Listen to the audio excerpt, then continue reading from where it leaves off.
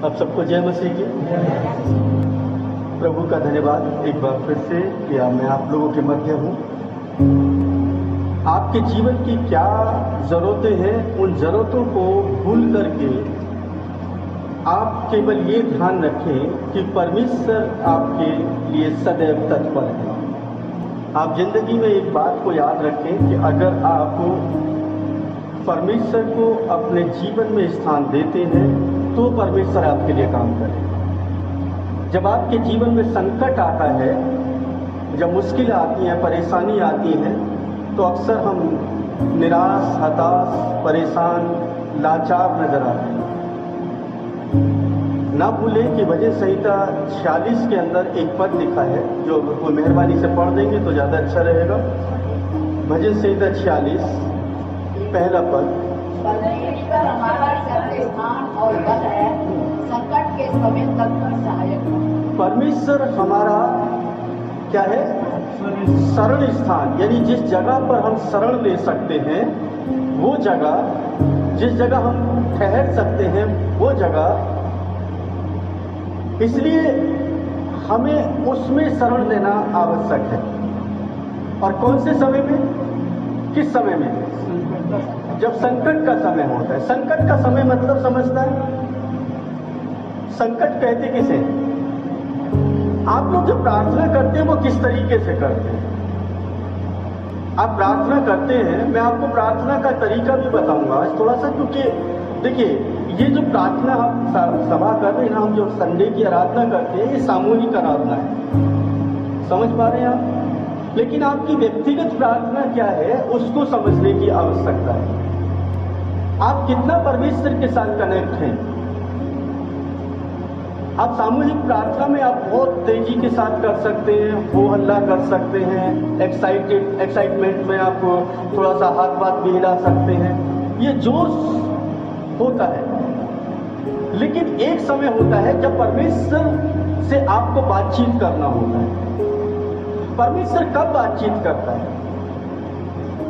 कब बातचीत करता है परमेश्वर? जब हम सुनने के लिए आते हैं। यानी जब तक हम अपने आप को सुनने के लिए तैयार नहीं करेंगे, तब तक वो हमसे बात नहीं कर सकते। और कई बार हम ऐसा सोचते हैं कि शायद परमेश्वर हमारे ज्यादा तेज बोलने से, ज्यादा शब्द इस्तेमाल करने से वो हमारी सुन लेगा। कभी नहीं सुनेगा। ये बिल्कुल क्लियरली है कि कभी नहीं सुनेगा। परमेश्वर जब बातचीत करेगा तो बहुत तेज आवाज में कभी बातचीत नहीं करेगा। याद करें जब एलिया अपनी जान बचा करके भाग रहा था, तो वो कहां पर जाकर के छुपा? गुफा के अंदर। वो गुफा में छुप गया, वहां पर बवंडर आता है, भूकंप आता है, और वो सोचता है कि शायद परमेश्वर मुझसे बात करे। उसके समय में वो विपत्ति का समय था, उसके समय में वो परेशानी का समय था, संकट का समय था। जिसकी जान पर बना है, उससे बड़ा संकट कुछ हो नहीं सकता। आटा खत्म हो जाए, ये थोड़े समय का संकट है, आप भागदौड़ करके इंतजाम कर सकते हैं। लेकिन अगर किसी की जान पर बना है, तो इससे बड़ा संकट हो सकता है कोई? तो एलिया के जीवन में वही संकट था। उसको खाने की भी परेशानी है और पीने की भी परेशानी है, रहने की परेशानी है। लेकिन सबसे बड़ी समस्या क्या है कि इन सब का इंतजाम करने के लिए वो बेबस है, क्योंकि उसकी जान के पीछे राजा पड़ा है। और वो जाकर के गुफा में छुप जाता है। और जब गुफा में छुप जाते हैं तो वो सोचता है परमेश्वर मुझसे बात करेगा। बवंडर आया, सब कुछ आया, लेकिन जब सब कुछ गुजर गया, तब है ना एक धीमी आवाज आती है, हे एलिया तू कहां पर है? बहुत धीमी आवाज। तो उस धीमी आवाज को सुनने के लिए अपने कानों को क्या करना पड़ेगा? तैयार करना पड़ेगा। आई थिंक मुझे, अगर मैं गलती पर नहीं हूं तो मुझे एक पद याद आ रहा है, याकूब की पत्री 2:19 होना चाहिए शायद। वहां पर कुछ इस तरीके से लिखा है, पढ़ दीजिए। याकूब 2:19। हाँ, 2:19। तुम्हारा विश्वास हाँ, है कि परमेश्वर एक ही है। तुम्हारा विश्वास है कि परमेश्वर एक ही है, तो तुम ठीक करते हो। तो तुम ये विश्वास जो करते हो बहुत अच्छा करते हो, ठीक करते हो। दुष्ट आत्माएं दुष्ट आत्माएं भी विश्वास करती हैं और क्या करती हैं? थर थराती हैं। मतलब हमारे विश्वास में और उनके विश्वास में कुछ अंतर है। क्या शैतान नहीं जानता कि वो परमेश्वर है? शैतान नहीं जानता कि सब कुछ यीशु के हाथ में है? और हम क्या विश्वास कर रहे हैं? हम भी यही विश्वास कर रहे हैं। दुष्ट आत्माएं भी यही विश्वास करती हैं। तो कुछ तो अंतर होना चाहिए ना। तो यहां पर जब हम इसको देखते हैं तो एक बात ना जो बहुत ही महत्वपूर्ण है उसको देखें। 1:19 पढ़े हम। अब 1:19 पढ़े। ये मेरे भाइयों, ये तो तुम जानते ही हो, मतलब प्रत्येक व्यक्ति सुनने के लिए तो तत्पर, बोलने में विलक्षण और क्रोध करने में धीमा हो। हाँ, यहाँ पर कुछ बातें लिखी हैं। याकूब की पत्री जो है ये मिनी बाइबल कहलाती है। इसको क्या बोलते हैं? Mini Bible. अगर आप पूरी बाइबल को ना पढ़े और केवल इन 5 अध्याय को आप फॉलो करने लगे तो आप परमेश्वर के साथ अपने संबंध को अच्छे से बना सकते हैं। इसको मिनी बाइबल कहा जाता है। तो यहाँ पर वो कहते हैं, हे प्रिय भाइयों, ये बात तुम जानते हो, इसलिए हर एक मनुष्य सुनने के लिए क्या करे? तत्पर। तत्पर मतलब समझते हैं आप लोग? रेडी, मतलब जल्दी से। कौन क्या बोलने वाला है?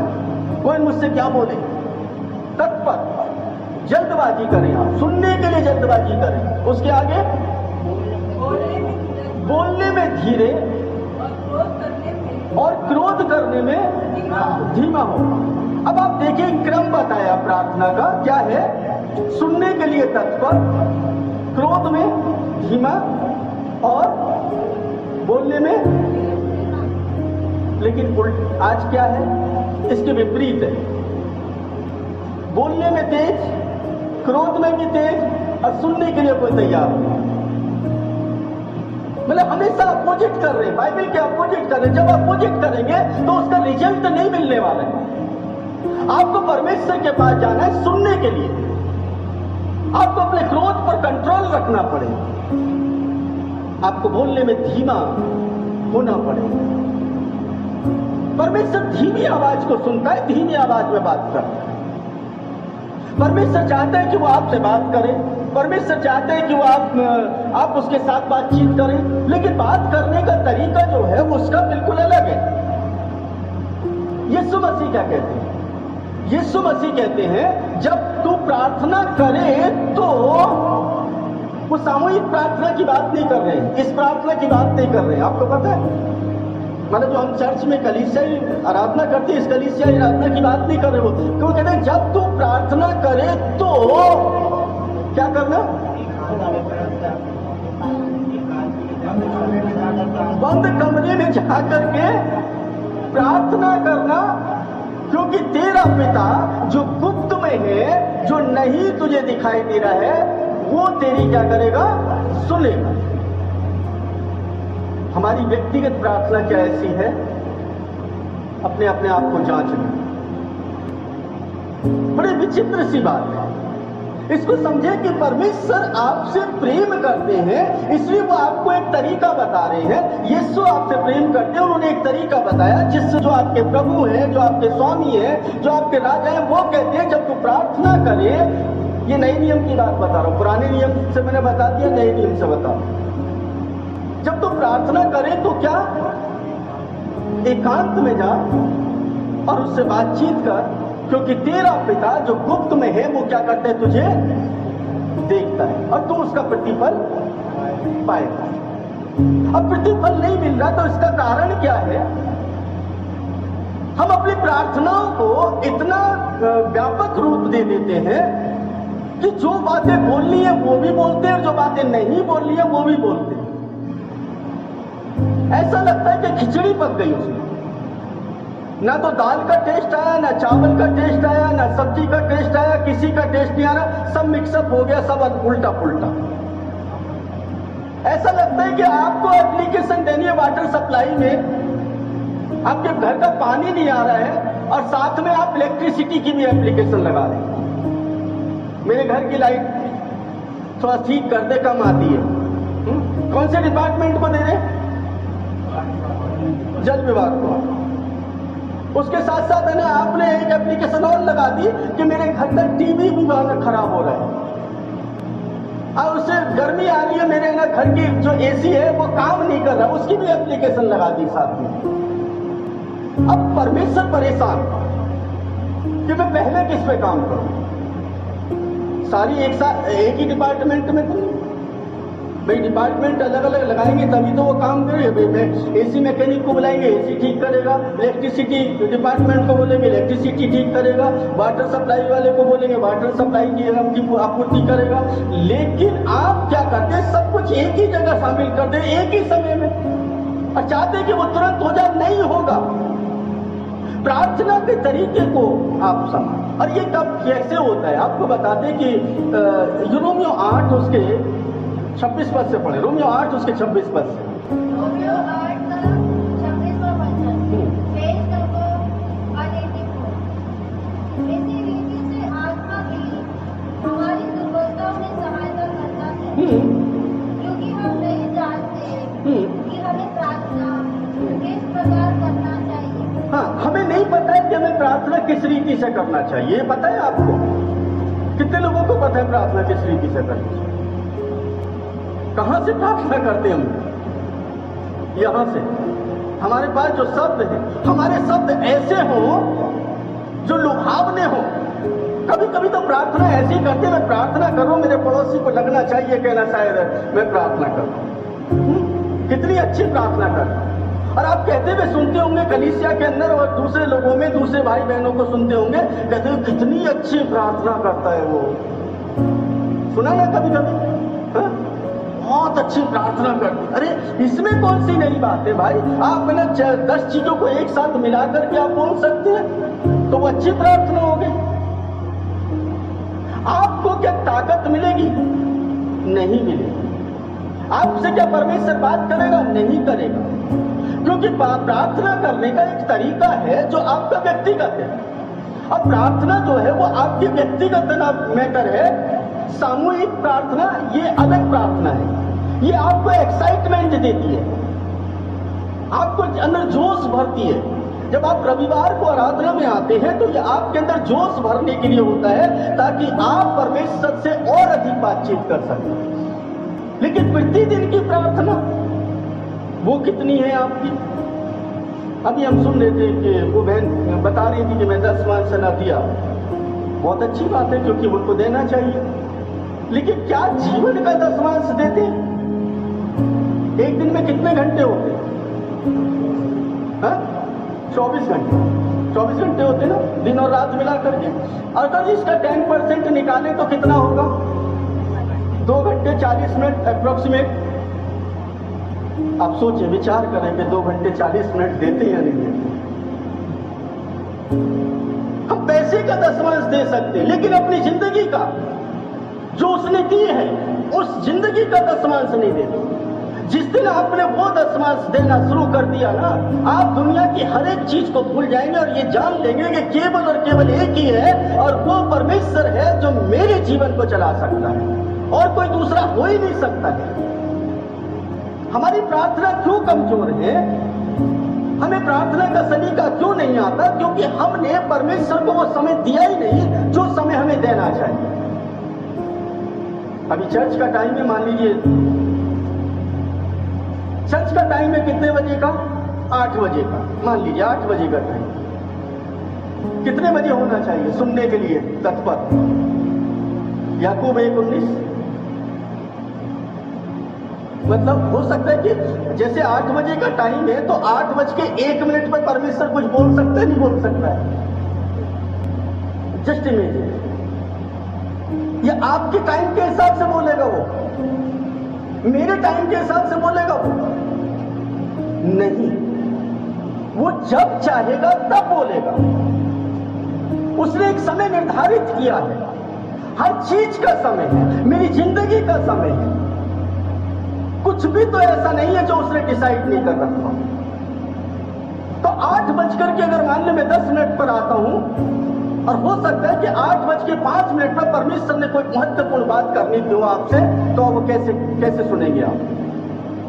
आपसे रास्ते में बात नहीं करेगा। मान लीजिए आपका प्रार्थना का एक समय निर्धारित कर दिया, शाम को या सुबह को या दोपहर को, किसी भी वक्त आप ना परमेश्वर के समक्ष जाते और कहते कि ये समय मैंने दिया है परमेश्वर आपको, और मैं ना इस समय प्रार्थना करूंगा। मैं इस समय प्रार्थना का मतलब समझिए पहले। प्रार्थना का मतलब है मांगना। ज्यादातर लोग मांगते हैं, प्रार्थना का मतलब ही नहीं है। बाइबल में कहीं नहीं लिखा कि इतनी लंबी प्रार्थना करो। बाइबल एक बात बताती कि जितना हो सके हम उसको धन्यवाद दें। आपकी प्रार्थना का जो स्टेटस है वो किस तरीके का, कितना धन्यवाद देते हैं आप? आपकी प्रार्थना में धन्यवाद कितना होता है? मांगना ज्यादा होता है, धन्यवाद कम होता है? होता ही नहीं होता है। तो सबसे पहले तो मांगना कम करें और धन्यवाद ज्यादा दें। रोमियो 8 में हमने पढ़ा है, और अब पढ़े उसको आगे थोड़ा सा। इसी रीति से आत्मा की हमारी दुर्बलता में सहायता करता है, क्योंकि हम नहीं जानते कि हमें प्रार्थना किस प्रकार करना चाहिए, परंतु आत्मा स्वयं ही ऐसी आहें भर भर कर जो अवर्णनीय है, जो अवर्णनीय है यानी कि हमारे वर्णन से बाहर है। अब वो हमारी सोच में नहीं है कहना भाई हमें प्रार्थना करना है उस बात के लिए, उस बात के लिए, पानी के लिए प्रार्थना करना है या टीम, ये है ना अवर्णनीय, यानी उसका वर्णन नहीं कर सकते, वो कल्पना नहीं कर सकते। अवर्णनीय है, हमारे लिए विनती करता है, हाँ, और हृदयों को जांचने वाला। किसको जांचने वाला? हृदयों को जांचने। अरे बाप रे, ये तो बहुत खतरनाक बात हो गई। परमेश्वर इतना खतरनाक हो सकता है? हमारी मुश्किलों को नहीं देख रहा है वो? कितना दयनीय मतलब अदयनीय हो गया, इतना निर्दयी है हमारा परमेश्वर कि हमारी परेशानी नहीं दिखाई दे रही, हमारे हृदय को देख रहा है। अरे मेरे सामने पहाड़ खड़े हैं, उनको देख प्रभु, तुझे मेरे हृदय से क्या लेना देना? देख मेरे सामने ही समस्या खड़ी है, समस्या दूर हो जाए बस, हृदय से क्या लेना देना? ये कौन सी बात होगी कि मैं तेरे हृदय को देखता हूं? मुझे आज 10,000 रुपए की जरूरत है, उसको तो देख नहीं रहा है और मेरे हृदय को देख रहा है। गड़बड़ हो रही है, नहीं हो रही है? कहीं गलती पर है नहीं हम लोग? बहुत सिंपल सी बात है। परमेश्वर देखना चाहता है केवल और केवल आपके हृदय को। आपके हृदय के अंदर क्या है? आपका हृदय किस तरफ लगा हुआ है? आपके हृदय में परमेश्वर की उपस्थिति है या नहीं है? अब आपके हृदय के अंदर क्या विराजमान है? कभी निकाल करके देखें आप। मैं हमेशा पहले भी बताया था, सिखाया था मैंने आपको पहले भी। आप अपने हृदय से एक दिन बैठ जाइए, आपके हृदय में क्या क्या आता है, क्या क्या कल्पनाएं आती हैं। मेरे पास में एक अच्छा बंगला हो, निकाल के रख दीजिए, उस बंगले को देखिए, इमेजिन करिए बस, बंगला निकाल। अब बंगला कम से छोटा मोटा तो होता नहीं भाई, 200, 400, 500 गज का होगा, ठीक है। अब इतना बड़ा बंगला आपने कहाँ रखा हुआ है? दिल में रखा हुआ। निकाल कर एक बड़ी लंबी सी गाड़ी हो, निकाल करके रख दी, ठीक है। अच्छा एक कितना 84 इंच या कितने इंच का टीवी हो, वो भी निकाल के रखिए। मुझे घूमने जाना है, कहाँ? स्विट्जरलैंड जाना है। अब स्विट्जरलैंड कहाँ बैठा है? आपके दिल में। इस दिल से इसको निकाल करके रखिए। देखो पूरा एक देश ही निकल करके आ गया। मेरी बड़ी तमन्ना है मैं कश्मीर जाऊं। अरे इतने बड़े बड़े पहाड़ यहां पर रखे हुए हैं दिल के अंदर, तो वो कैसे काम करेगा भाई? इसके अंदर आपको किसको रखना पड़ेगा? परमेश्वर को रखना। वो किसको जांच रहा है? क्या आपके मांगने से वो देगा? अभी एक आयत है ना, हमने सुनी, एक आयत हमने सुनी, बहुत अच्छी आयत है, मेरी बहुत फेवरेट आयत है। मैंने भी उसको पहले भी शायद आपको बताया है। यूहन्ना 15 उसके साथ अभी अपने सुना था, क्या था? यदि तुम मुझ में बने रहो और मेरे वचन तुम में बने रहे, हाँ, और जो चाहो मांगो, हाँ, और वे तुम्हारे लिए हो जाएगा। ऐसे ही हो जाएगा। इसका सेकंड पार्ट जो ना, बी पार्ट, इसको ज्यादा याद रखते हैं हम लोग। मतलब इसकी जो आखिरी जो लाइन है ना, उसको याद रखते हैं। जो कुछ मांगोगे वो तुम्हें मिल जाए। प्रभु ने कहा है, यीशु ने कहा है, जो कुछ भी मांगोगे मिल जाएगा। आप मांग करके देखो, मांगते ही नहीं हो तो मिलता नहीं है ना। अरे भैया ये भी बता दो कि कंडीशन है उसके साथ में, कंडीशन है। और वो कंडीशन क्या है? वो कंडीशन ये है कि यदि, कंडीशनल है वो, यदि तुम मुझ में बने रहो और मेरी बातें तुम्हारे अंदर बनी रहे तो वो जो कुछ मांगोगे वो तुम्हारे लिए हो जाएगा। लेकिन हम क्या कर रहे हैं? हमारे मतलब की चीज है, वो जो मांगेंगे वो मिल जाएगा। क्या बात है! यीशु की उस बात को आना ध्यान में नहीं रखते। यीशु कहते हैं, पर तुम्हारा पिता जानता है तुम्हारे मांगने से पहले कि तुम्हें किस चीज की आवश्यकता है। ये वचन है ना, ध्यान के अंदर नहीं रहता, इसको ध्यान में नहीं रखते। वो कह रहे हैं कि तुम एकांत में जाओ, प्रार्थना करो, बातचीत करो, मैं तुमसे बात करूंगा, तुम्हें क्या काम करना चाहिए मैं तुम्हें बताऊं। ये दुनिया पूरी विश्वास के ऊपर टिक रही है आजकल। कहते विश्वास करो, विश्वास करो, विश्वास करो।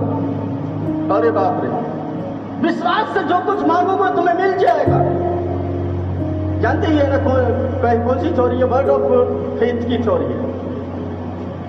केनिथ हैगन ने इसको सबसे ज्यादा बढ़ाया। अमेरिका के अंदर ये वहां से चलन में आई और धीरे धीरे करके हमारी इंडिया तक आ गई।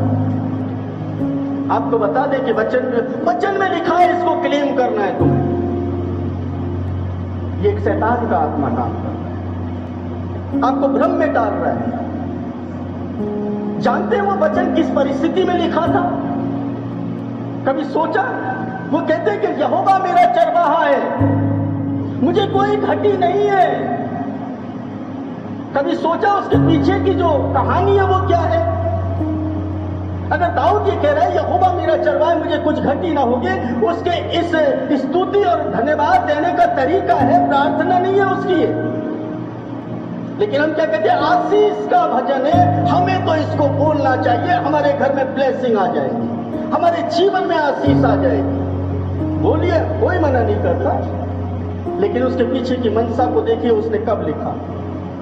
वो उस वक्त की बात है जब साउल उसकी जान के पीछे पड़ा था, उसकी सेना उसके पीछे पड़ी थी, वो उसको मार डालना चाहता था। वो वहां से उसके सामने से भाग गया, रेगिस्तान के अंदर है, धूल खा रहा है, उसके पास खाने के लिए रोटियां नहीं है, रहने के लिए जगह नहीं है, और उस रेगिस्तान के अंदर कहता है यहोवा मेरा चरवाहा है, मुझे कोई घटी न होगी। वह मुझे हरी हरी चरागाहों में क्या करता है? चराता है। रेगिस्तान में कौन सी हरी चरागाह होती है? वह मुझे सुखदायी जल के झरने के पास लेकर के चलता है। कौन से ना झरने वहां पर मिलते हैं आपको रेगिस्तान के अंदर, धूल के अलावा? वह मेरे जी में जी ले आता है, बड़ा शांति मिलती है। अभी गर्मी हो रही है, पहाड़ों पर जाएंगे, बड़ा सुकून मिल रहा है, जी चैन आ गया, ऐसे बोलते हैं ना, बड़ा अच्छा लगा, 2 दिन जन्नत में रहे। लेकिन कभी सोचा आपने कि आप जब वहां पर गए तो आपने उस समय को ना एंजॉय किया, लेकिन इससे ये शख्स जो दाऊद है, इसके पास ना खाने के लिए है, ना पीने के लिए है, ना रहने के लिए है, और फिर भी क्या कह रहा है? यहोवा मेरा चरवाहा है। और हम क्या कहते हैं? प्रभु तो हमें बचा ले, हमारी मुश्किलें दूर कर दे। अब हमारी प्रार्थनाओं को देखिए, दुनिया की सबसे बड़ी जो पॉजिटिविटी है ना, वो दाऊद के इस भजन में मिलती है। उसके पास कुछ नहीं है, मौत भी उसके पीछे पड़ी हुई है, खाने के लिए नहीं, पीने के लिए नहीं, रहने के लिए नहीं, और उसके साथ साथ उसकी जान पर बनाई है। क्योंकि आगे वो कहता है कि चाहे मैं मौत की वादियों से होकर के गुजरूं तो भी हानि से न, चाहे मुझे मौत में क्यों ना चले जाना पड़े, मुझे डरने की जरूरत नहीं है, क्योंकि यहोवा मेरे संग। हम नहीं कहते कि ना परमेश्वर ने हमारे साथ जो कुछ किया अच्छा किया, वो प्रभु मेरे साथ बहुत बुरा हो गया। वो कहता है तेरे सोटे और तेरी लाठी से मुझे क्या मिलती है? शांति मिलती है। यानी तूने जो ताड़ना दी है, तूने जो मुझे ताड़ना दी है, जो मेरे जीवन में दुख आने दिया है, इसी से तो मुझे शांति मिलती है, और किसी से शांति नहीं मिलती। जब मेरे पास सारे ऐसो आराम होंगे तब शांति नहीं। तब तो मैं और कुछ पाने की इच्छा करूंगा, ओ तो मुझे ये भी मिल जाए, ये भी मिल जाए। लेकिन जब है ना मेरे पास कुछ नहीं है, तब क्या होगा? मेरे पास शांति होगी, क्योंकि तू होगा और मैं होगा, तू मुझसे बात कर रहा होगा और मैं तुझसे बात कर रहा हूं। वही समय होता है जब आप बातचीत कर सकते। अजी जो मैं आज आपको एक बात बताना चाहता हूं, हम कुछ कर ही नहीं सकते। जो कुछ करता है कौन करता है? वो करता है। हमारे बस का कुछ है नहीं। आपकी मंजिल पता है आपको? कहाँ जाना है आपको? अय्यूब 14:5 पर। अय्यूब 14:5 पेज नंबर 565। उसके दिन निर्धारित किए गए हैं, उसके महीनों की गिनती तेरे पास है। हाँ, यहाँ पर क्या कह रहे हैं कि उसके दिन क्या किए गए हैं? निर्धारित किए गए। यानी आपकी जिंदगी के हर एक दिन जो भी आप जी रहे हैं वो सब निर्धारित है, डिसाइडेड है कि कितने दिन आपको रहना है। उसके दिन क्या किए गए? निर्धारित किए गए हैं। महीने निर्धारित किए, वर्षों की बात नहीं है, दिनों की और महीनों की बात कर रहे हैं। एक एक दिन का वो हिसाब रख रहा है आपका। कितने दिन आपको यहां पर रखना है, मुझे रखना है। मैं और आप कितने दिन तक यहां पर हैं, ये उसने डिसाइड कर रखा है। उससे एक पल भी हम आगे नहीं बढ़ सकते। पढ़े जरा। उसके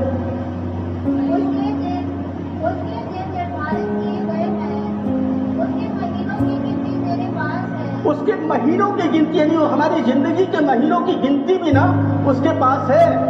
तूने उसकी सीमा बांधी है। तूने उसकी क्या किया? सीमा बांधी है। सीमा मतलब समझते हैं? बाउंड्री। एक बाउंड्री, समुद्र की एक बाउंड्री है, उसको कभी भी क्रॉस नहीं करता है, हाँ? जिससे मैं बात नहीं कर सकता। उसी तरीके से हमारी उम्र की भी एक बाउंड्री है, उस बाउंड्री को कभी भी हम लोग पार नहीं कर सकते। तो हर दिन है ना हमारा गिना हुआ है, सब डिसाइडेड है। यस, मनुष्य के दिन नियुक्त किए गए हैं, मनुष्य के दिन नियुक्त किए गए हैं और उसके महीनों की गिनती और उसके महीनों की गिनती तेरे पास लिखी है। तेरे पास लिखी है, और तूने उसके लिए ऐसी सीमा बांधी है, ऐसी सीमा बांधी है जिसे वो पार कर ही नहीं सकता है। आप चाह करके भी कई बार कहते अगर हम इसका इलाज सही ठीक करा लेते तो शायद ये बच जाता। ऐसा लगता है जैसे सब कुछ उसी के हाथ में था, उससे ज्यादा वो जी नहीं सकता था। अभी पिछले 12 दिन के अंदर मुझसे छोटे 3 लोग चले गए, अब तीनों हार्ट अटैक से गए। मेरे से छोटे कम उम्र के थे। मैं कह रहा प्रभु मुझे क्यों नहीं? चले अभी एक सीमा बंधी हुई है ना, अभी वहां तक पहुंच जाऊंगा तो निकल लूंगा। उनकी है ना जो दायरा था, उनकी जो सीमा थी वो खत्म हो गई। इतना ही चल सकते थे, इससे ज्यादा चल ही नहीं सकते थे, वो भी निकल लिए। लाख कोशिश की उन्होंने, बहुत सारा मतलब डॉक्टर के पास ले गए, सब कुछ किया, कुछ नहीं कर पाए, और उनकी जो हद थी वो खत्म हो गई। भाई इसके पार नहीं जा सकते आप, वो खत्म, ये बाउंड्री है, ये बाउंड्री बॉल खींच दी है, इसके आगे आप पार कर ही नहीं सकते, इतना ही है बस आपका। तो मेरी और आपकी भी है ना क्या है, सीमा बांधी है। जब तक आप ये ना सोचे कि मेरी एक सीमा है, मैं उस पल से आगे जा ही नहीं सकता हूं, तो मुझे और आपको कितना परमेश्वर का धन्यवाद करना चाहिए, कितना उससे बातचीत करने के लिए निरंतर उसके सन्मुख बने रहना चाहिए, ये मुझे और आपको डिसाइड करना पड़ेगा। अगर वो कहते हैं कि मैं तुमसे सुनना चाहता हूं और तुम मुझे सुनो, तो हमें सुनने के लिए एक समय निकालना पड़ेगा। हमारी मुश्किलों की वजह ये नहीं है कि हमारे सामने दूसरे लोग प्रॉब्लम क्रिएट कर रहे हैं, हमारी मुश्किलों की वजह हम खुद हैं, हमारी परेशानियों की वजह हम खुद हैं, क्योंकि सुनने के लिए तो तत्पर है नहीं। बात बात में क्रोध कर लेते हैं बिना मतलब का, बहुत तेज गुस्सा आ रहा है मुझे उस पर, लेकिन मैं कुछ कर नहीं सकता। दिल तो ऐसा करता है कि अभी कुछ कर दूं मैं, मतलब प्रभु का नाम ले रहे हैं इसलिए कुछ गाली नहीं देते, बस दिल तो ऐसा करता है मैं क्या कर दूं उसका, लेकिन प्रभु मैं हूं इसलिए कुछ नहीं कर सकता। गुस्सा आ रहा है, अंदर गुस्से से भरे हुए, बहुत तेज आ रहा है, ऐसा लग रहा है आपके अंदर घुस गया हूं मैं। और बोलने में क्या है, बाइबल में क्या लिखा है? धीरज। धैर्य से सुने पहले खूब, तब बोले। लेकिन हम क्या बोलने में तो कुछ भी हो जाए, अरे ठीक है ना, ऐसा नहीं करना चाहिए, ये गलत है, ये वो पता नहीं क्या क्या बोल रहा है, पता ही नहीं है बोलना था या नहीं था, वो बोल गए। परमेश्वर को अच्छा लगेगा या नहीं लगेगा ये नहीं सोचते। कमी कहां पर है? क्योंकि सुनना नहीं चाहते, परमेश्वर की वाणी को सुनना नहीं चाहते। वही आयोग में दोबारा पढ़े, आप आगे उसके आगे पढ़े। 14 का 6 अपनी दृष्टि उस पर से हटा दे कि वे विश्राम ले सके। 10 तक इसको कंप्लीट करेंगे जी। हाँ, जब तक कि वे मजदूर के समान अपना दिन पूरा ना कर, जब तक वो मजदूर के समान अपना दिन क्या ना कर ले, पूरा ना कर ले। यानी कि एक मजदूर के जैसे हम लोग इस दुनिया के अंदर ड्यूटी जाते हैं ना। आप लोग कितने बजे तक ड्यूटी है? शाम को 5 बजे तक, 6 बजे तक होगी किसी किसी की, नहीं उसके बाद रुकते हैं आप? नहीं, कोई बता दो कोई रुकता हो तो। कोई नहीं रुकता, बल्कि बॉस अगर बोलेगा तो कहेगा नहीं नहीं ये टाइम हो गया सर, है ना, मुझे बहुत 2 झूठ और बोल देंगे, आज तो मुझे बहुत अर्जेंट काम है घर में, मेरे घर की लाइट गई हुई है, मेरे घर में बच्चे भूखे हैं, मुझे राशन लाना है, या ये करना है, वो करना है। 50 झूठ भी बोलेंगे क्योंकि आपके जो टाइम है वो खत्म हो गया। अब आप सोचिए कि जब आप दुनियावी अपने टाइम को खत्म होने के बाद पूरा नहीं कर सकते, तो परमेश्वर ने जो आपके लिए समय ठहरा दिया उसको कैसे वो पार करने देगा? यस, आगे बढ़िए। वृक्ष के लिए तो आशा रहती है, वृक्ष के लिए यानी पेड़ के लिए तो क्या रहती है? आशा रहती है। जब वे काट डाला जाए, जब वो काट डाला जाए फिर पनपेगा। तो वो फिर पनप जाएगा। यानी वृक्ष जो है ना, पेड़ जो है, उसके लिए आशा बनी रहती है। अगर उसको काट भी दो ना और उसकी जड़ लगी हुई है तो वो दोबारा से पनप जाता है। होता ही नहीं होता है। लेकिन आगे और उसकी कोपले निकल अब फिर से दोबारा से वो फलवंत हो जाता है, फिर से फलने लगता है। जाए, उसकी जड़ें मिट्टी में हाँ, पुरानी पड़ जाए और उसका ठोस मिट्टी में सूख जाए, फिर भी वर्षा की गंध पाकर वे पनप उठेगा। हाँ, अब ये प्रकृति के बारे में, प्रकृति तो ना फूल फल सकती है। अब प्रकृति क्यों फूल फल सकती है? मैंने इसके विषय में बहुत सिखाया है बहुत सारे लोगों को, क्योंकि प्रकृति स्वयं परमेश्वर है। प्रकृति के अंदर परमेश्वर मौजूद है, क्योंकि अलोहीम और जो प्रकृति का जो नाम है वो हातेबा है हिब्रू में, और दोनों का नंबर सेम है। वो जीवन है इसके अंदर, प्रकृति के अंदर। प्रकृति के अंदर जीवन है। आपको पता जीवन कैसे है? आपको पता है? कभी सोचा प्रकृति में जीवन है? विचार किया कभी? नहीं किया। क्यों नहीं किया? आप सोचो कि प्रकृति में जीवन है या नहीं है? विचार किया? प्रकृति के अंदर परमेश्वर का आत्मा बसता है। आपको मालूम है? वो गहरी बात बता रहा हूं जो आपको हिंदी और इंग्लिश बाइबल में नहीं मिलती, जो हिब्रू बाइबल के अंदर।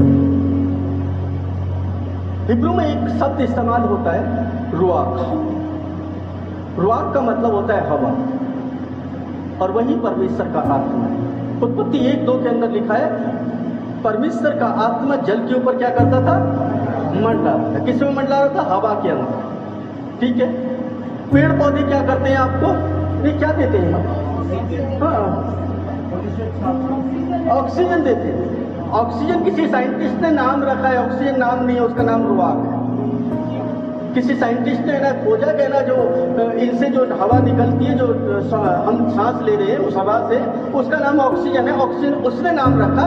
ऑक्सीजन कोई है ना पुराना नाम नहीं है भाई। कोई साइंटिस्ट अगर मान लीजिए कोई चीज खोजता है ना तो उसका नाम रख देता है, तो उसका नाम ऑक्सीजन रख दिया। अब ये ऑक्सीजन किससे मिलती है? पेड़ों में। यानी परमेश्वर स्वयं मौजूद है पेड़ों पौधों के अंदर। वहां से आपको क्या कर रहे हैं? हम क्या ले रहे हैं? सांस मतलब कहां से ले रहे हैं? मुंह से ले रहे हैं? नाक से? एटमॉस्फेयर से ले रहे हैं। यानी इस प्रकृति के अंदर जो है वो जो हवा बह रही है, इस हवा के अंदर परमेश्वर का आत्मा रुआक जो है इसके अंदर मंडरा रहा है। आपको याद होगा जब मैं 2 महीने के लिए आया था तो मैंने आपको कहा था मैं खुदा को दिखा सकता हूँ। याद आ रहा है कितने लोगों को? परमेश्वर को देखना चाहें तो आप अभी देख सकते हैं, बिल्कुल जाए दिन नहीं लगेगा। 1 मिनट, बहुत देर की बात बता रहा हूँ, 1 मिनट से पहले आप परमेश्वर को देख लेंगे। दोबारा से दिखाओ। चलिए थोड़ी देर के लिए हम ना इसको मान लेते हैं परमेश्वर दिखाई नहीं देता, लेकिन परमेश्वर को देखा जा सकता है। कैसे देखा जा सकता है? हम ना एक क्रिया करते हैं, ठीक है? बस अपनी आंखें बंद कर लीजिए सब, और अपने अड़ोसी पड़ोसी को ही मत देखिए, ठीक है? अब सडनली क्या करना है आपको? अपनी सांस को जो है ना आप ले रहे हैं उसको बाहर छोड़िए। जैसे वो कहते हैं ना अलोम विलोम करो, तो अलोम विलोम में क्या करना है? अलोम विलोम नहीं करना है, खाली आपको क्या करना है? विलोम करना है। मतलब विलोम मतलब आपको सांस को बाहर छोड़ना है। अब छोड़िए, छोड़िए, मतलब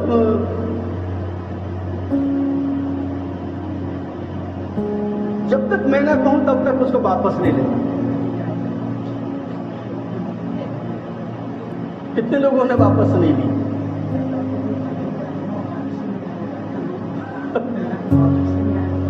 कौन वापस नहीं आएगा? यही परमेश्वर है। जो आप सांस ले रहे हैं ना, ये एक साउंड करता है, एक साउंड करता है। कि आपका जो सांस है ना, मालूम है क्या साउंड करता है? ऐसे करके करेंगे ना, या पे, या पे, मतलब ये जो गला है ना, आपकी आवाज निकालता है यहाँ पे, यानी यहोवा आपके सांस में बसा हुआ है। समझे? तो परमेश्वर आपके सांस के अंदर, इस प्रकृति के अंदर मौजूद है। आप उसको देख नहीं पा रहे हैं, लेकिन वो मौजूद है आपके पास ही। अब क्या करना है? वो प्रकृति के लिए, मतलब उसके लिए तो परमेश्वर स्वयं है, वो है ना अपने आप को फलवंत रख सकता है, लेकिन आपके और मेरे लिए तो क्या कर दिया उसने? एक सीमा बांध दी है। उस सीमा से बाहर नहीं जा सकते, एक उम्र ठहरा दी है, उस उम्र के बाद हम नहीं जा सकते। आगे पढ़ेंगे जरा थोड़ा सा। यस। फिर भी वर्षा की गंध पाकर के वो पनप उठेगा और पौधे के समान कोपले निकालेगा, परंतु मनुष्य जो है वो मर जाता है और वो पड़ा रहता है, उसके प्राण निकल जाते हैं। वे कहाँ रहा? बड़ी विचित्र सी बात है। मतलब मनुष्य के क्या निकल जाते हैं? प्राण। अब प्राण कहाँ बसते हैं आपके? प्राण कहाँ है जी? खून में। बाइबल को पढ़ा है ना आप लोगों ने अच्छे से? लेवावस्था 17 उसके 11 पद। पेज नंबर 526, क्योंकि शरीर का प्राण लहू में रहता है। शरीर का प्राण लहू में रहता है। प्राण कहाँ बसता है? हमारे लहू में। जब मनुष्य मरता है तो क्या होता है? मनुष्य मरता है तो क्या होता है जी? ये जोर से बोला करो यार ना। खून जो है वो पानी बन जाता है। अगर पानी नहीं बन जाते तो आप टेस्ट करके देखिए, जब ब्लड टेस्ट कराने जाते हैं ना, तो आप देखे होंगे कि कुछ तो है ना ब्लड टेस्ट डायरेक्ट होते हैं, कुछ ब्लड टेस्ट है ना कुछ देर रखने के बाद होते हैं, तो नीचे है ना आपको रेड बैठ जाता है, ऊपर ऊपर पानी हो जाता है, वो मैला हो जाता है। मतलब उसको कुछ नहीं, जो उसका सीरम है ना वही सीरम काम का होता है, तो वो पानी बन जाता है। जब तक वो रेड ब्लड सेल उस पानी के अंदर मूव कर रहा है तब तक प्राण है, और जैसे ही वो उससे अलग होता है वो डेड हो जाता है। ठीक इसी तरीके से मनुष्य मरता है, उसका प्राण निकल जाता है, यानी कि शरीर है वो उसका पड़ा रहता है और कोई उसकी सुधि नहीं है। किसी मनुष्य के अंदर से अगर ब्लड निकाल दिया जाए तो क्या वो जीवित बचेगा? भाई हवा सांस तो कहां से ले रहा है? सांस कहां से ले रहा है? हा? हवा से ले रहा है ना, तो जिंदा रहना चाहिए, नहीं रहता। क्यों नहीं रहता? क्योंकि प्राण जो है यहां पर है, और जो आत्मा का जो दूसरा स्तर है वो रुआक है, जो उसको हवा से मिलता है। आपकी जो आत्मा का कौन सा पार्ट परमेश्वर के पास जाता है? क्या प्राण परमेश्वर के पास जाता है? रुआख यानी कि जो आपका जो मतलब श्वास है, जो यही जाती है। इसके साथ साथ तीसरा स्तर मैंने बताया था आपको, निस्मात। और आपको यह भी बताया था कि जो दो स्तर पर आप और मैं मनुष्य नहीं है, दो स्तर पर हम कौन है? जानवर है। आप और हम जानवरों के जैसे हैं। क्यों है जानवरों के जैसे?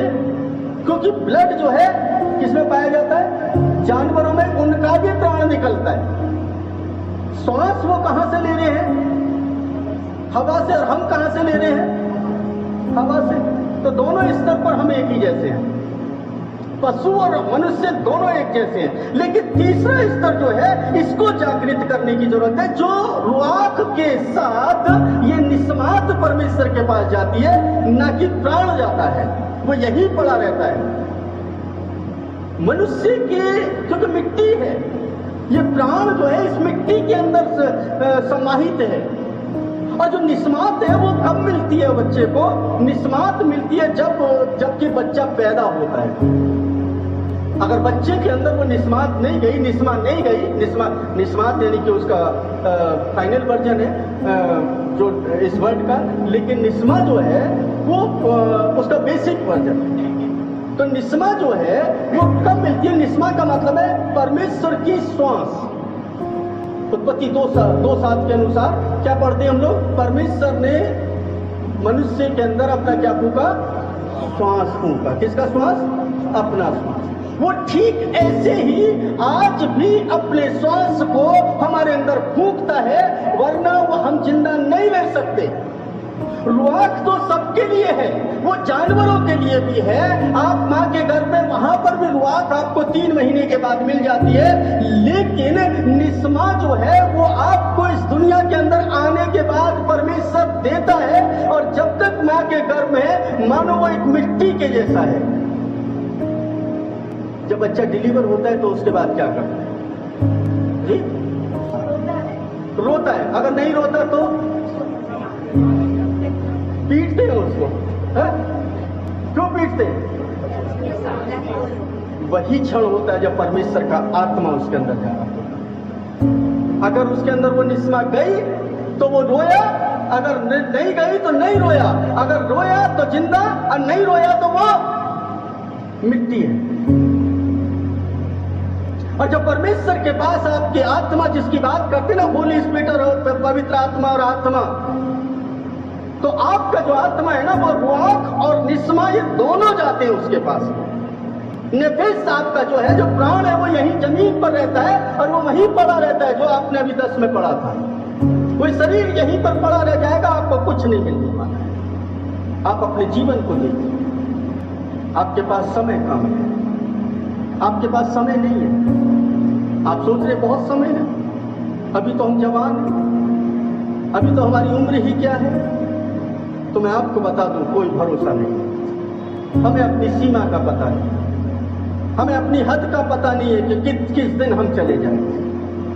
बड़ा दुख होता है जब हमसे छोटे जाते हैं। हम पूछते हैं उससे, पिताजी आपने है ना इतनी उम्र क्यों रखी? बस पूछ ही सकते हैं। वो जवाब दे या ना दे ये उनकी मर्जी है। लेकिन एक सवाल तो खड़ा होता है कि वो क्यों गए। तब ये पता चलता है कि उनकी एक सीमा ठहरा दी, उनका एक वक्त ठहरा दिया। एक बच्चा है जो 5 साल या 10 साल के अंदर इस दुनिया से चला जाए, उसकी सीमा इतनी थी। हम बहुत सारी बातों में ना सोचते कि हम परमेश्वर को जानते हैं, हम परमेश्वर को जानते हैं। मैं आपको कहता हूं कि हम परमेश्वर को बिल्कुल नहीं जानते।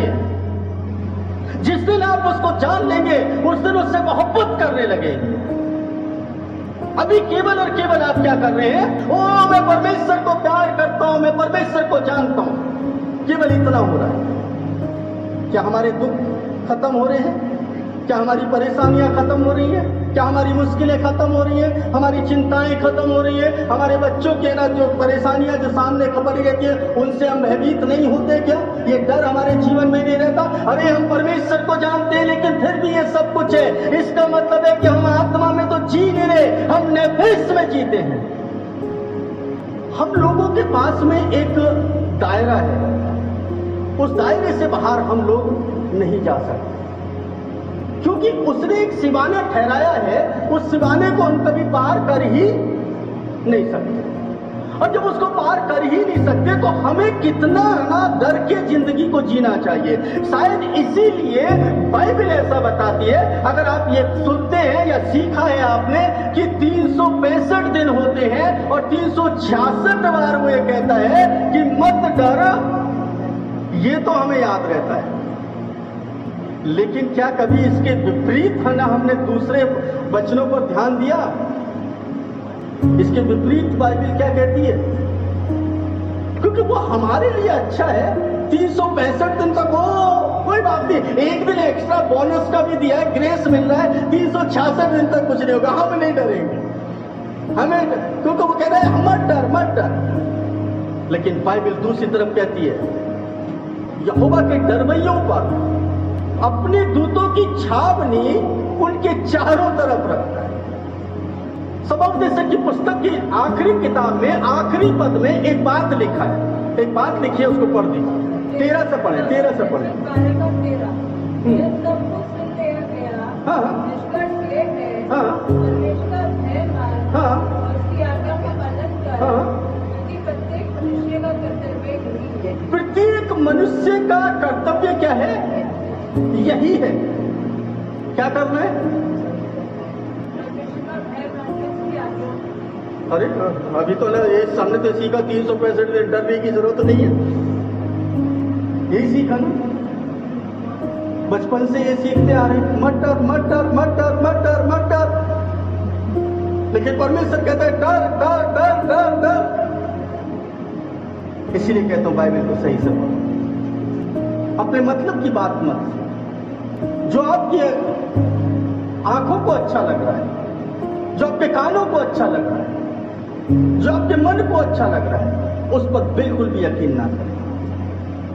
परमेश्वर कहते हैं कि यहोवा के डरवैयों के चारों तरफ उसके दूत क्या किए रखते हैं? छावनी किए रखते हैं। यीशु मसीह क्या कहते हैं आपको मालूम है? यीशु मसीह क्या कहते हैं? हम यीशु मसीह के चेले हैं, दुनिया में धूम मचा देंगे, हाँ? ठीक है, ऐसे ही है ना, हम नहीं डरेंगे, ऐसी कहते ना। और जब मुश्किल आ जाती है तो कौन सा गाना गाते हैं? सहारा मुझको चाहिए, सहारा मुझको दे खुदा। आज का दिन यहोवा ने बनाया है, हम इसमें क्या हो? आनंदित हो। चेहरे देख लो, सबके लटके पे मिलेंगे, एक भी आनंदित नजर नहीं आता। जैसे ही दुआ खत्म हुई उसके बाद चेहरे लटके, पादरी साहब मेरे लिए दुआ करना, बड़ा परेशान चल रहा हूँ आजकल, बहन मेरे लिए ना आजकल अगर इस परेशानी हो दुआ करना। अरे अभी तो तू आनंदित था, मतलब इतनी जल्दी आनंद खत्म हो गया। इसका मतलब है कि वो आनंद था ही नहीं। वो कहां से था? आपके ब्रेन में जो शब्द भरे हुए ना, केवल उनसे था, उसके अलावा कुछ भी नहीं था। हमने क्या पद पढ़वाया था? हाँ, सबोपदेशक पढ़वाया था, उसको दोबारा पढ़े। उसके बाद ना कोई निकाल ले, यूहन्ना 9 उसका 31 पद। जब सब कुछ सुन लिया गया, जिसका ये है, परमेश्वर का भय मान, और उसकी आज्ञा का पालन कर, क्योंकि मनुष्य का कर्तव्य वो संपूर्ण कर्तव्य है। अब ना यूहन्ना का पढ़े, यूहन्ना 9:31। हाँ, हम जानते हैं कि परमेश्वर पापियों की नहीं सुनता, हाँ, परंतु यदि कोई परमेश्वर का भय माने, ओह बाप रे, यहाँ तो गड़बड़ कर दी यीशु मसीह ने। यीशु मसीह ने बहुत बड़ी गलती कर दी। ऐसा लग रहा है बहुत सारी गलती से निकल गया होगा ना यीशु मसीह के मुंह से। कितने लोग सोचते हैं यीशु मसीह गलती करते हैं? हा? नहीं करते ना, तो उनकी बात को यकीन करना चाहिए। हा? क्यों करना चाहिए? क्योंकि वो सच बोलते हैं, मार्ग सत्य जीवन वही है। तो यीशु क्या कह रहे हैं? हम जानते हैं परमेश्वर किसकी नहीं सुनता? पापियों की नहीं सुनता। अब पाप क्या है? पाप क्या है? पहले तो इसको क्लैरिफाई कर लें। पाप है क्या? परमेश्वर की आज्ञा के खिलाफ जो भी काम कर रहे हैं वो क्या है? पाप है। परमेश्वर ने जो कहा और उसको नहीं माना, उसके अनुसार नहीं चला, वो पाप है। आदम का कौन सा बड़ा पाप था मुझे बता दो? उसने कौन सी हत्या कर दी थी बेचारे ने? बेचारा इनोसेंट व्यक्ति को उसको पापी बना दिया। बोले हम लोगों ने पापी बना दिया, आदम ने पाप किया, लेकिन वो पाप की डेफिनेशन नहीं समझ में आ रही। उसने कोई हत्या नहीं की, व्यभिचार नहीं किया, उसने झूठ नहीं बोला, उसने गुस्सा नहीं किया, उसने ईर्ष्या नहीं रखी, द्वेष नहीं रखा, लेकिन बेचारे को क्या, इनोसेंट व्यक्ति को कहां से कहां लटका दिया। जो गलती थी वो सबसे बड़ी गलती, वो यही है जो यीशु कह रहे हैं। वो कौन सी गलती थी? यीशु क्या कहते हैं? हम जानते हैं कि परमेश्वर पापियों की नहीं सुनता, परंतु यदि कोई परमेश्वर का भय मानने वाला, दहशत में अगर जिंदगी को जी रहे हैं, लोग आपका सुने डरने की जरूरत नहीं है, प्रभु हमारे साथ है। लेकिन मैं कह रहा हूं अगर आपको डर नहीं है, आप दहशत में नहीं है, तो आपकी नहीं सुन सकता। हम जानते हैं कि परमेश्वर पापियों की नहीं सुनता, यदि कोई परमेश्वर का भय मानता हो और उसकी आज्ञाओं का पालन करता हो तो उसकी सुन लेता है। यानी परमेश्वर किसकी सुनता है? धर्मी की बिल्कुल नहीं सुनेगा। आज्ञाकारिता वाले की वजह से, तो आज्ञाकारी तो आप सब में मैं भी हूं। हम प्रार्थना करें कि उसको आज्ञाएं दी, उन आज्ञाओं का पालन करें, तो आज्ञाओं का पालन कर लिया तो भी वो आज्ञाकारी होंगे ना। जो उसके डर में चलते हैं, जो दहशत में रहते हैं। आप घर से बाहर निकले, आपको ये दहशत होनी चाहिए कि मुझसे कोई गलत काम ना हो जाए, कोई ऐसा काम ना हो जाए जिससे परमेश्वर की निंदा हो जाए। मैं आपको बताऊं मैंने अपनी जिंदगी को कैसे जिया है। मैं सबसे ज्यादा डर में जीता हूं, मुझे बहुत दहशत लगती है और सबको सिखाता हूं कि 366 बार लिखा है बाइबल में, मत डरो मत डरो। सालों से यही सिखाता आया हूं, लेकिन मैं खुद डरता हूं। किससे डरता हूं वो बताता हूं। मैं डरता हूं अपने घर से निकलते, मुझे घर में इतना डर नहीं लगता जितना घर से बाहर जाकर के लगता, क्योंकि जब मैं घर से बाहर निकलता हूं तो मुझे नहीं मालूम मैं किससे मिलूंगा, किससे बातचीत होगी मेरी, और अचानक से मैं किसी को कुछ बोल दूं, गलत बोल दूं या कोई बुरा व्यवहार कर दूं, तो ये मेरी जवान है जो मुझे क्या करेगी, नर्क की तरफ लेकर के जाएगी। मैं अपने दिमाग से किसी के विषय में गलत सोच लूं, ये मेरा दिमाग जो है मेरा शरीर है। मुझे डर लगता है इस बात का, कहीं ऐसा ना हो कि क्योंकि आत्मा तो तैयार रहती है लेकिन शरीर जो है मेरा कमजोर है। यीशु मसीह कहते हैं शरीर क्या है हमारा, कमजोर है। तो वो दहशत हमेशा रहती है कि मेरा शरीर कमजोर है, मुझे नहीं पता मेरे कदम किधर को चल जाए, मुझे नहीं मालूम मेरा हाथ किधर को चल जाए, मुझे नहीं मालूम कि मेरी जबान किधर को चल जाए, मुझे नहीं मालूम कि मेरी सोच किधर को चल जाए। ये सब कुछ मेरे नेफेस पर जुड़ी है, मेरे प्राण से जुड़ी हुई है। मैंने आपको बताया था अभी, कितने लोग है ना मेडिकल साइंस को जानते हैं, तो सारे जितनी भी बीमारियां हैं ना वो कहां से शुरू होती हैं आपको पता है? जब आपको कोई बीमारी टेस्ट करानी होती तो क्या करते हैं आप? तो जितनी भी बीमारी है ना वो आपके ब्लड में, वहीं से शुरू होगी। अगर ब्लड प्यूरिफाई है तो आपको कोई बीमारी नहीं। समझ पा रहे हैं आप?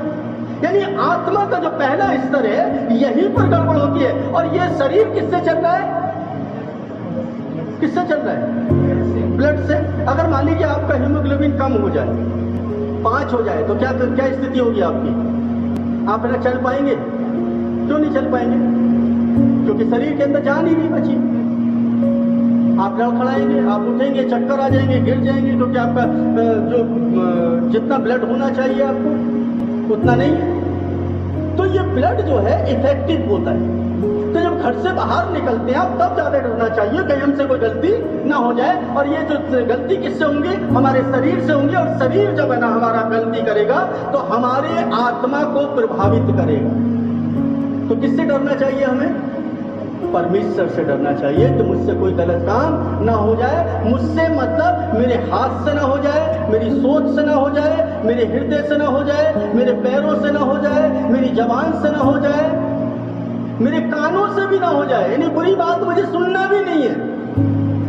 जब ये दहशत आ जाएगी ना तो आप परमेश्वर से बातचीत करने लगे, प्रार्थना का तरीका पता चल जाए। समझ पा रहे हैं आप बात को? मतलब मैं बहुत कठिन भाषा में समझा रहा हूं क्या?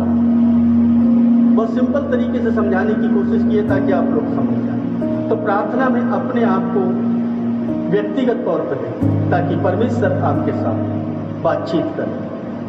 अगर आप परमेश्वर से बातचीत करने के लिए तैयार हैं तो वो भी आपसे बातचीत करने के लिए तैयार। अपनी प्रार्थना का तरीका बताइए। सामूहिक कलीसिया में आप आनंद के साथ प्रार्थना कर सकते हैं, लेकिन जब व्यक्तिगत प्रार्थना में जाएंगे आपको साइलेंटली परमेश्वर को सुनना है कि वो आपसे क्या बोलेगा। आप प्रार्थना में कुछ मांगे नहीं बल्कि उसकी स्तुति करें, उसकी स्तुति करें। धन्यवाद दे प्रभु, धन्यवाद आज का दिन आपने दिखाया, धन्यवाद मेरे हाथ चल सकते हैं, धन्यवाद मेरी उंगली चल सकती है, धन्यवाद मेरे कान अभी सुन सकते हैं, धन्यवाद मेरी नाक अभी सूंघ सकती है, धन्यवाद मैं अपने मुंह से कुछ खा सकता हूँ, धन्यवाद मैं अपनी आंखों से देख सकता हूँ, धन्यवाद मेरा हार्ट बहुत अच्छा है, धन्यवाद मेरे लंग्स बहुत अच्छे हैं, धन्यवाद मेरी किडनी बहुत अच्छी है, मेरा शरीर स्वस्थ है, धन्यवाद तूने मुझे रोटी दी है, धन्यवाद तूने मुझे पानी दिया है, धन्यवाद तूने आज मुझे एक अच्छी सब्जी दी है, धन्यवाद तूने मुझे एक अच्छे कपड़े दिए, धन्यवाद तूने मुझे अच्छी पत्ती दिया, अच्छा पति दिया है, धन्यवाद। इन्हीं सारी चीजों को लेकर के धन्यवाद देना शुरू कर देना, और जितना धन्यवाद देंगे उतना परमेश्वर के करीब जाएंगे और फिर शांत बैठ जाएंगे। परमेश्वर आपसे बात करें, आपसे बोलने लगेगा। वो एकांत जो है वो लाउड का नहीं, मतलब शोर मचाने का नहीं, बल्कि क्या है, सुनने का है। आपसे परमेश्वर बात करना चाहता है। प्रार्थना को सही तरीके से करें। परमेश्वर आप सभी को आशीष दे। आमीन।